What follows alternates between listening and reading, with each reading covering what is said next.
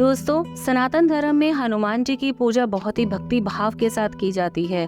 बहुत से लोग उनका व्रत भी करते हैं और हनुमान जी सभी पर कृपा भी करते हैं। आज हम आपके लिए लाए हैं हनुमान जी की ऐसे भक्त की कथा जिसकी इच्छा भगवान ने स्वयं आकर पूरी करी।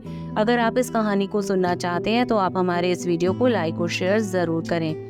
तो चलिए शुरू करते हैं हनुमान जी की व्रत कथा। केशव दत्त नाम का एक ब्राह्मण था जो अपनी पत्नी अंजलि के साथ ऋषिनगर गांव में बहुत ही खुशी के साथ रहा करता था। गांव के सभी लोग ब्राह्मण परिवार का बहुत ही ज्यादा सम्मान करते थे। उनके पास बहुत ही ज्यादा धन संपत्ति थी, लेकिन उनकी कोई संतान नहीं थी, जिसके कारण वो पति पत्नी बहुत ही ज्यादा दुखी रहा करते थे। पुत्र की प्राप्ति के लिए दोनों ने हनुमान जी की पूजा का व्रत किया। ब्राह्मण हर मंगलवार को हनुमान जी की पूजा करने के लिए जंगल में जाता और पत्नी घर पर ही महावीर भगवान का व्रत रखती थी। दोनों शाम को बजरंग बली जी को भोग लगा कर ही व्रत खोलते थे। ब्राह्मण और उसकी पत्नी को हनुमान जी की पूजा करते करते कई साल बीत गए, लेकिन उनके कोई संतान नहीं हुई। एक समय आया जब ब्राह्मण बहुत ही ज्यादा निराश हो गया, परंतु फिर भी उसने बजरंग बली जी पर विश्वास नहीं छोड़ा और दोनों ही पति पत्नी विधिवत रूप से भगवान की व्रत को करते रहे। एक मंगलवार अंजलि हनुमान जी को भोग लगाना भूल गई और दिन ढलने के बाद खुद भी बिना भोजन किए ही सो गई। उसी दिन ब्राह्मण की पत्नी ने प्रण लिया कि अब वो अगले मंगलवार को भोग लगाने के बाद ही अन्न का दाना खाएगी। बिना कुछ खाए पिए किसी तरह उसके 6 दिन निकल गए।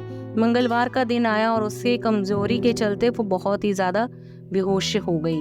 हनुमान जी ने अंजलि की निष्ठा को देखकर वो प्रसन्न हुए। बेहोशी में ही ब्राह्मणी को हनुमान जी ने दर्शन दिए और कहा कि पुत्री उठो, तुम हर मंगलवार को पूरी निष्ठा और प्रेम से मेरा व्रत करती हो। मैं तुम्हारी भक्ति से बहुत ही ज्यादा खुश हूँ। इस बात से खुश होकर मैं तुम्हारी मनोकामना पूरी करने का वरदान देता हूँ कि तुम्हें पुत्र की प्राप्ति होगी जो तुम्हारा बहुत ही ज्यादा ध्यान रखेगा। और इतना कहकर बजरंग बली जी वहां से अंतर्ध्यान हो गए। तभी अंजलि उठी और उसने भोजन करके सबसे पहले उसने हनुमान जी को भोग लगाया और उसके बाद वो तुरंत भोजन करने लगी। केशव दत्त घर लौट आया तो ब्राह्मणी ने उसे सारी बात बताई। पुत्र वरदान की बात सुनकर ब्राह्मण को तो यकीन ही नहीं हुआ और वो अपनी पत्नी पर शक करने लगा।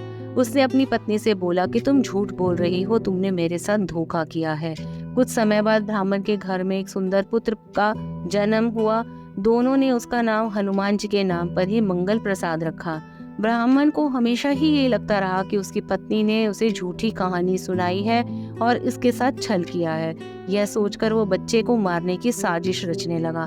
एक दिन मौका देखकर ब्राह्मण कुएं पर नहाने जाते समय बच्चे को भी अपने साथ ले गया।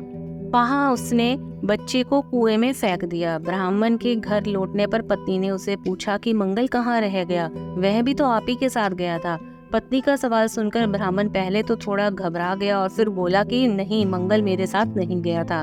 तभी पीछे से मंगल मुस्कुराते हुए सामने आया। ये देखकर ब्राह्मण दंग रह गया। केशव दत्त को रात को ये सोचकर नींद नहीं आई कि मंगलदास कैसे घर वापस आ गया। उसी रात बजरंग बली जी ने ब्राह्मण को सपने में दर्शन दिए। हनुमान जी ने कहा, प्रिय पुत्र, ये तुम दोनों का ही बेटा है। मैंने तुम्हारी और तुम्हारी पत्नी की भक्ति से खुश होकर तुम्हारी मनोकामना को पूर्ण किया था।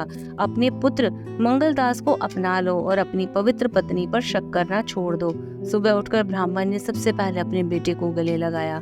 फिर उसने अपनी पत्नी से माफी मांगी। उसके बाद ब्राह्मण ने अपनी पत्नी को बताया कि वो किस तरह उस पर शक करता रहा था और मंगलदास को अपना पुत्र नहीं मानता था। ब्राह्मण की पत्नी ने उसे माफ कर दिया और उसके बाद वो तीनों खुशी खुशी रहने लगे। इस कहानी से हमें शिक्षा मिलती है कि हर चीज को शक की निगाहों से नहीं देखना चाहिए। ऊपर वाले पर भरोसा रखने के साथ साथ ही मंगलवार का व्रत अच्छे कर्मों की सीख देता है। यानी अगर आप मंगलवार का व्रत करते हैं तो आपके सभी कर्मों के निवारण होता है। अगर आप भी इसी तरह की कहानियां जानना चाहते हैं तो आप हमारे इस चैनल को लाइक और सब्सक्राइब जरूर करें। धन्यवाद।